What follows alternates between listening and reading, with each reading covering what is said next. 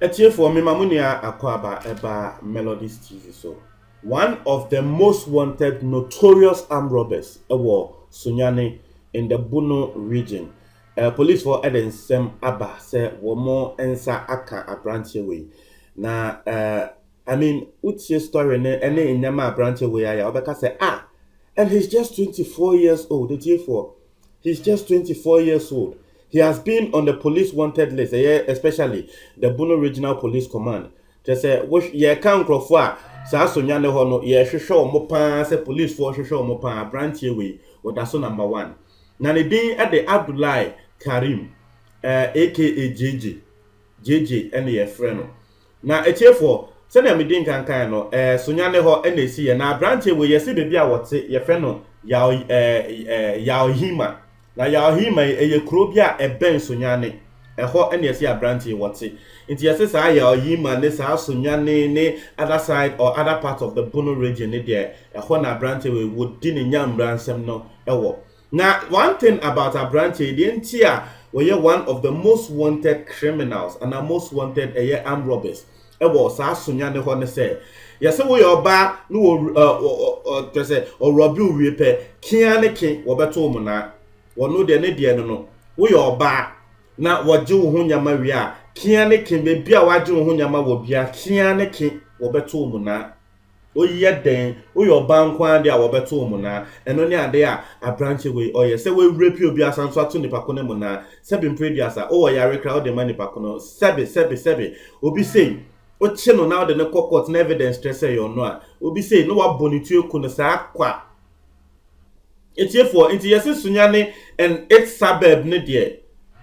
just say emma na wo de me wi amebo the number of emba aba bonten a etumi identify say hey abrante we will repeat me not to me or rob me not to me mo na rob me not to me mo na no me de be bro into the deputy commissioner of police Bono region police penny a what your friend Godfred Owusu Boateng DCOP Godfred Owusu Boateng wono e na wode nsem ababeto yenimu ayenso yedi bi mamo na wose aprantie we de wa ye pan se wo hwe Sonyane ho na nkrofo fie hotels guest house ene nyama ehwa na wo robe na wo robe a to me robe laptops robe TV home theater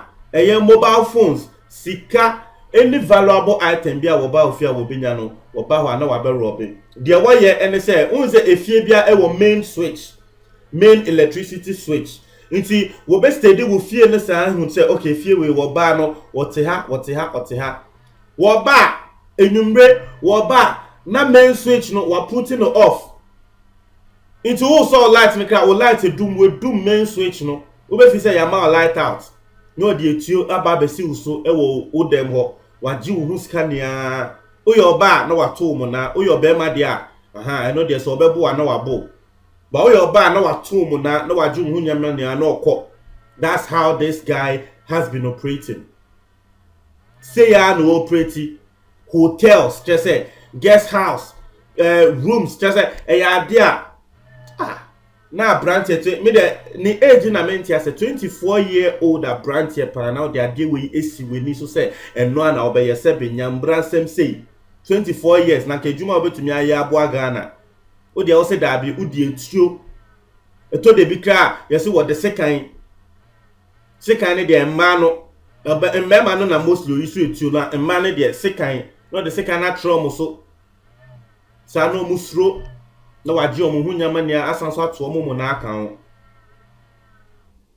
na obi be bisa say how does he enter people's room? You see through the windows, main entrances, just our equipment I would be breaking in at ya say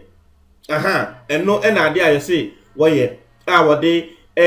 Robin Crawford to omo na wa hwa branch ni enim 24-year-old na obi abo ne bra pa na say wape ni TV ana ni sika bia to ni dem na wo de ope wo de etu obi ise bebe kwa ko hekra na edu etu no kre toy gun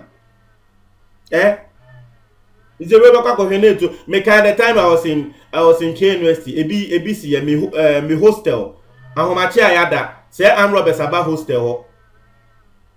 ena wo mo call emba bi room ena wo mo call robbe wo mo wie na wo mo je etuo ni si ho ye free police for buy say etuo na armed robbers ne dey buy your hostel ho a wo mo be robbe na say toy gun besides o create you no dey atro so ni ntino untumi enka say onye we ubesuro won ubesuro very young guy very young guy na etie for police for ensa eso ni mu no abrante na agi atum say crimes nti we dey untumi enka say allegedly because police for ensa so ni mu no agi atum say na crimes no dey ono ano robin ban eto mba no mu na the entire police for abrante omo dey eto wanted list ni so ne say ebesdi imrebi for the past 1 year for the past 1 year now ebedi imrebi sa asonya ne ene ne impotem no ubon say emba be pre beba police station abe make case abrante bia robe na wato ye mu na abrante na police no hwe senia abrante no anasenia report ne bana is the same. Say abrante ne ba no wo fire window mu no ba abrante ne ba no wo doom light abrante ne ba no wo yese just say police for ne tia wo mu say dabi we die entumi mba say enkrofo bi na operate the same way nipa baako na wo di sa nyamransem no nti o mbeya nti obi ama abrante no omo a wo robin ya wo mo ma description etiefo ye che abrante no enkrofo baako 12 eba abonten a wo mo pointing say abrante no wonu ni we na wo robin ya wo san so to yam na no emba baako 12 nti wo de yemfa ne say for the past 1 year krano emba 12 na waye omo sa se bin previousa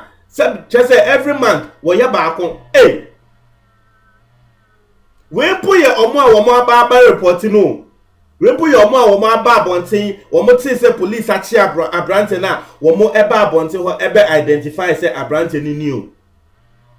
ebi aye be won grofo bi aye rape omo we ana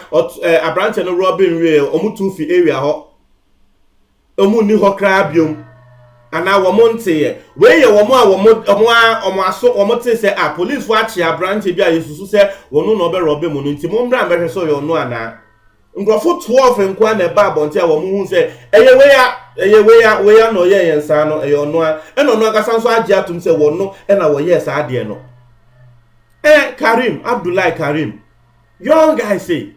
very energetic o wa hondin a wo dey robe o wa adwen nyansa wo de utumi de robe ngrofo say na sabi utumi fa nya de pa ema ho sabi chief side say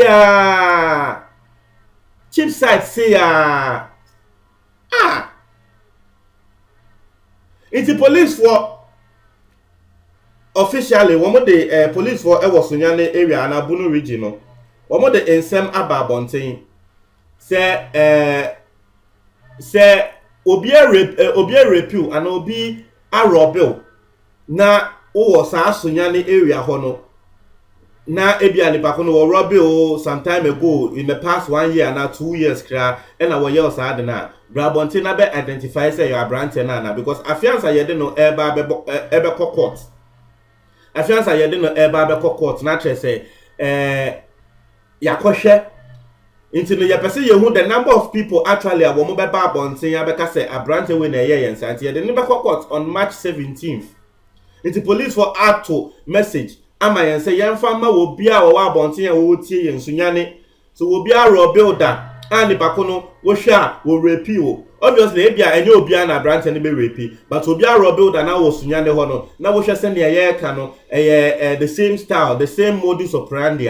ko police one ho the Bono Regional Command Bono Regional Police Command ko na oni omo enkwatwetwe komo na identify say eyono abrante na they want to get the total number of people abrante na yes anti no eno no ye de na ekokota na ehun say okay urobi nipa ba ko ase ne ye de ball it is the total number of people are robbing no this is the total charger ye de ebo but so far 12